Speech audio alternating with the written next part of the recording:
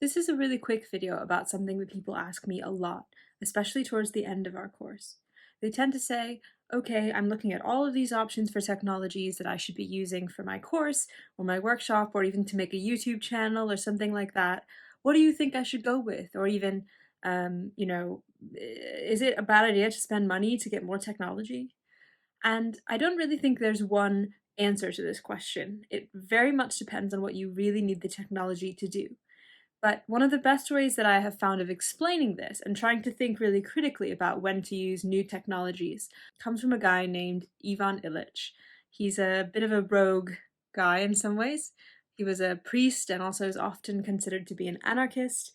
And he wrote a couple of books that have been very influential in a small, nerdy set of education circles. Ones like Towards a History of Needs and Deschooling Society. But the metaphor that he uses that I really like is about bicycles. Illich was very critical of the way that consumer societies tended to make new technologies prevalent and eventually inescapable in ways that didn't necessarily improve human lives. And he thought that cars were one of the examples of this phenomenon. In contrast, he thought that the bicycle was a technological improvement. Remember, the bicycle is a relatively recent invention, but one that filled a very different, far more neatly defined, elegant, and genuinely liberatory need. Illich wrote, "Bicycles let people move with greater speed without taking up significant amounts of scarce space, energy, or time. They can get the benefit of technological breakthroughs without putting undue claims on the schedules, energy, or space of others. They become masters of their own movements without blocking those of their fellows. Their new tool creates only those demands which it can also satisfy." In contrast, every increase in motorized speed, here he means cars, creates new demands on space and time.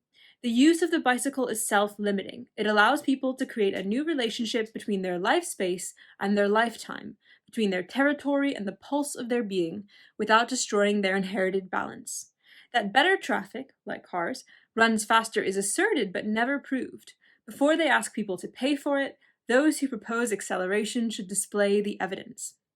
And if you think about it, what he's really saying in the pragmatic sense here, rather than his full critique, is that if you've got a car, the car engenders a new way of life that might be just as stressful as it was before we had cars. So now your boss expects you to commute further because you can't go on foot, you've got to go in your car, and you're going to end up spending an hour on the road each way going to work.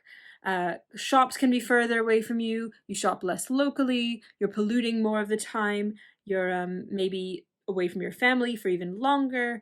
The car takes up more space in the road than a horse or a bicycle or a walking person. So the car is a technology that in theory improves life, but actually it adds so many different complications and new demands on us that it's not necessarily overall an improvement. And I think a lot of virtual learning technologies are like this. The person now has to remember their password, they've got to log in. It's a bit gatekeepy because only some people can now access the thing. It requires loads of their Wi-Fi, and so they can't always access it when they need to. And people who, are watching their children can't access it because it means they have to have their eyes on the screen instead of on the toddler. And lots of the technological improvements that are suggested by people who design learning systems without enough care end up being demands on us as much as they reduce the overall cognitive load and a set of demands on our time and attention. And so when I think about adding a new technology to what I do, I often try to look for the absolute simplest, barest minimum possible demand on the user. For all the reasons we talked about earlier in the course, but also because I think it's very important not to push towards technologies that ultimately take up more of our unnecessary time and attention. We should be saving that for the ideas themselves. And so, for example, for now, I've had some of my videos just sitting on YouTube. Yes, they're less gate-kept from people who haven't paid for them, but they're much easier to access. And similarly, a lot of people will say, well, why don't you try this new platform or this new thing? But I'm always thinking, is that genuinely going to make the person's life easier as a learner? Or is it going to add more demands to them to the point where it might be overwhelming to use? I think about Ivan Illich and I ask, is it a bicycle?